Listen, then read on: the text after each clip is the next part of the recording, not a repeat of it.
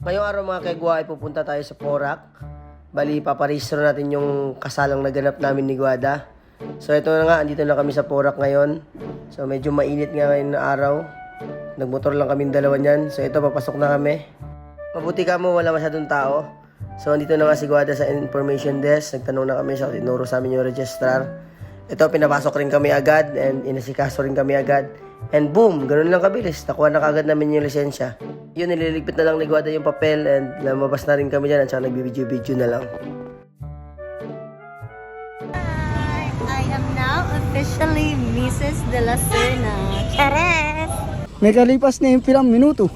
Ito na mga kegwa, hapon na and kasama ko ngayon si Lawrence na naman. So papunta nga kaming Genra, mag-grocery kaming dalawa. Pero bago yan, kain muna kami ng turon.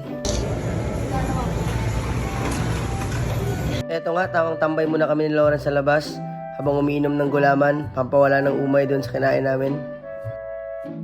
Papasok na kami mga kegwa, bali ang bibilihin lang namin ni Lawrence ay yung mga pagkain lang ng pambata ngayon. Si Lawrence na nga pinakuha ko ng card para matuto. Diretso. Diretso ka lang. Ito na mga kegwa, nakakuha na kami lahat ng pagkain pero sobrang dami ng tao, nag-aantay pa kami ng pila. Hindi namin alam kung hanggang anong oras kami dito pero alam ko matagal-tagal talaga to. Habang naglalakad nga kami ni Lawrence palabas, nakita namin yung kasama ng mama niya sa trabaho. May kalipas na yung pilang minuto. At ito na nga mga kegwa, biyahe ulit kami ni Lawrence, pupunta kami ng Northville kung saan yung palengking pinupuntahan ko palagi. Pero bago yun, dadaan muna kami kay Cynthia kasi sasama din siya sa bahay. So, sama ko na lang siya sa palengke. Yung pinag-grocery pa na namin, iniwan na namin sa bahay para maayos na ni Guada para mamaya ma-distribute na lang natin sa mga bata. Papasok na nga kami kina Cynthia. Hindi ko lang alam kung sino kasama niya doon. Tingnan na lang natin.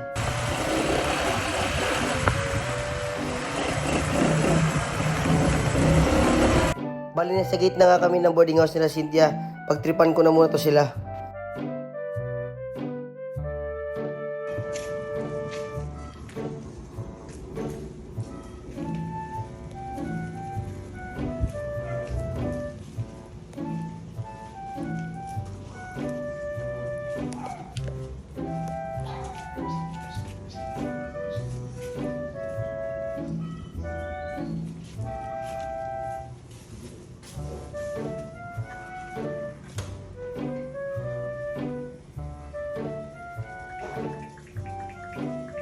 Hello. Sikad lang na, dali na. Sila yung banda ko kasi mas wang naman dala. Ang bag mo daw, box.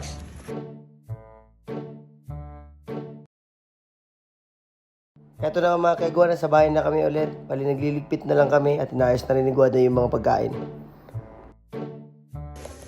Magluluto Ers muna ako ng ganito Ers kasi gutom Ers na ako Ers. Hindi ko naman tayo yung luluto ni Cynthia. Pinaluto ko siya ng paksiw. Hindi ko na alam kung marunong magluto yan. Just watch and taste. Tinulungan na nga ni Lawrence si Tita Guada niya para mabilis yung pag-pack na lang ng mga pagkain. Ready na nga ng misis ko.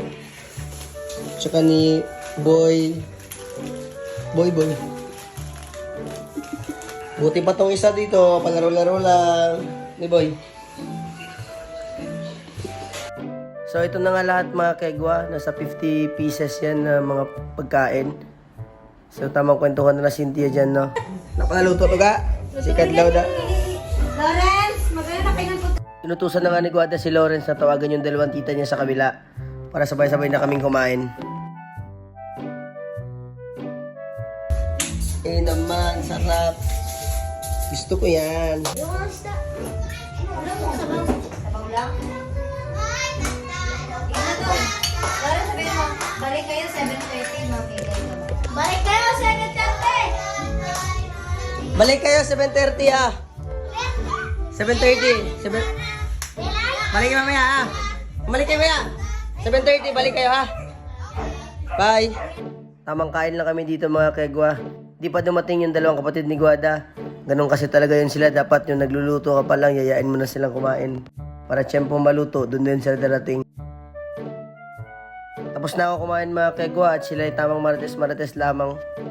Kasi maya-maya niya mag-umpisa na tayo mamigay dun sa mga bata. May kalipas na yung pirang minuto. So ito na nga mga kaiguan, dyan na yung mga bata, nakapila na sila. And parang alam na nila yung gagawin kasi yung may mga matanda rin kasi yung mga bata dyan. Tinuruan na nila yung ibang bata na kailangan pumila para hindi magkagulo. So ito, umpisa na natin mamigay. Saglit lang mambigayan to.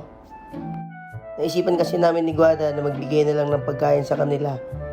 Mga line of 2 ng December kasi simula December 1, namamasko na sila sa amin pero sinasabihan lang namin na balik na lang kayo sa December 16. Kaso di namin nagawa to na December 16. December 23 na namin to nagawa kasi busy rin kami during that time. Siyempre, kinasal din kami.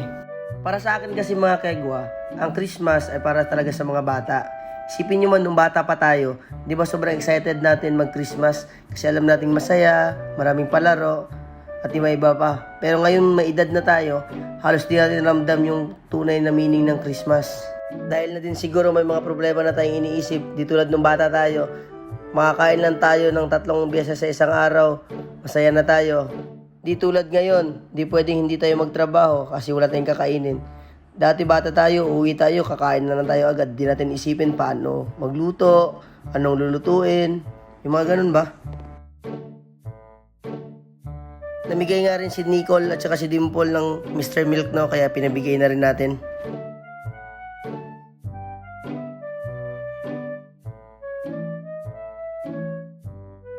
So mga kagwa, hanggang dito na lang. Nasa sa inyo na yan kung tatapusin nyo pa yung video.